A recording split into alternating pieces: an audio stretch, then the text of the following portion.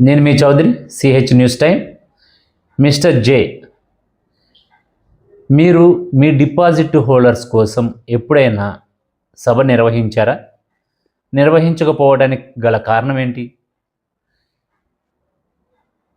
ఇంకొకటి, మీరు ఏ రోజైనా గడిచిన 5 సంవత్సరాల్లో అప్పుడు నా ఆస్తుల విలువ ఎంత, సంస్థ పెట్టకముందు నా ఆస్తుల విలువ ఎంత, సంస్థ పెట్టిన తర్వాత నా ఆస్తుల విలువ ఎంత, అలాగనే నీ స్నేహితురాలి ఆస్తుల విలువ ఎంత అని ఏ రోజైనా నువ్వు ఆలోచించావా? డిపాజిట్ హోల్డర్స్ సొమ్ము తింటానే ఉన్నారు. ఎందుకలా? డిపాజిట్ హోల్డర్స్కి ఏ ఇన్ఫర్మేషన్ ఇవ్వట్లేదు వాళ్ళు అడిగిన దానికి. ఎందుకని అలా? ఇది ఇలా ఉంటే మీ మీద కొన్ని ఆరోపణలు వస్తున్నాయి. న్యూస్ పేపర్స్లో వచ్చినాయి. కోస్తా ప్రభ. ఈ కోస్తా ప్రభలో మీ గురించి ఎంతో మ్యాటర్ రాశారు, కానీ దాన్ని డబ్బుతో మేనేజ్ చేశారనేసి వార్తలు వినపడుతున్నాయి. అది నిజమేనా? నిజమైతే ఎందుకలా? మీరు ఆదర్శ్ దాంట్లో చేసినప్పుడు,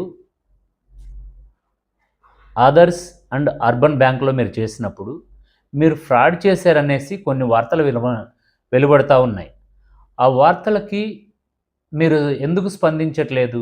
అది నిజమా కాదా?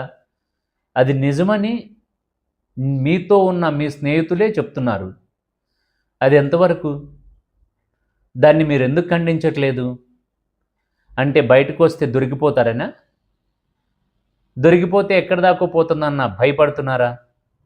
అర్బన్ బ్యాంకులో ఏం జరిగింది మిస్టర్ జే మీ మీద? మీరేం చేశారు జే? మీరు మీ స్నేహితురాలు ఏం చేశారు జే? ఇద్దరు కలిసే ఉన్నారు కదా ఇప్పుడు. మీ ఇద్దరి ఆస్తుల విలువ ఎంత?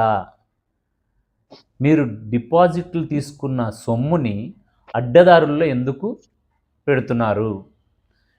అదేవిధంగా రియల్ ఎస్టేట్ కంపెనీస్కి ఎంత ఇచ్చున్నారు? అది మీ సంస్థకు సంబంధించి ఇచ్చున్నారా, లేకపోతే మీ స్వతహాగా మీరు ఇచ్చుకొని ఉన్నారా? మీ స్నేహితురాలికి ఎన్ని జమ చేశారు? ఎన్ని ఆస్తులు జమ చేశారు?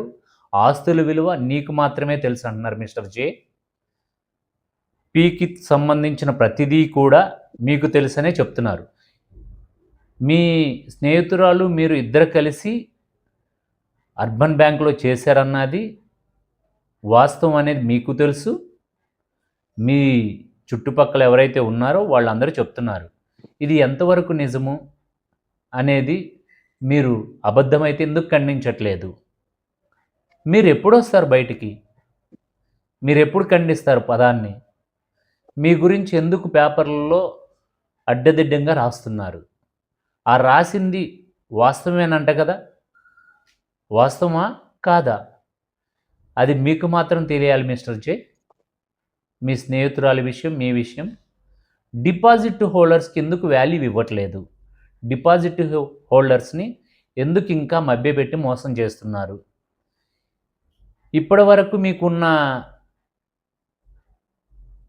పరిస్థితులన్నీ కూడా మీరు చక్కదిద్దుకుంటూ డిపాజిట్ హోల్డర్స్ అమౌంట్ని గయాబ్ చేస్తున్నారనేది వాళ్ళ వాదన.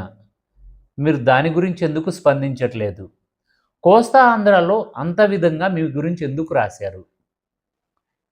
మిగతా బ్యాంకుల గురించి ఎందుకు రాయలేదు? అందరికీ మీరే విరోధం అన్నట్టు మీరు మాట్లాడుతూ ఉంటారు. మీరు ప్రతిదీ మభ్యపెడతారంట కదా, నిజమేనా? అది కూడా ఆలోచిద్దాం మిస్టర్ జే. నెక్స్ట్ బులెటిన్లో మళ్ళీ కలుసుకుందాం. నేను మీ చౌదరి, సిహెచ్ న్యూస్ టైం.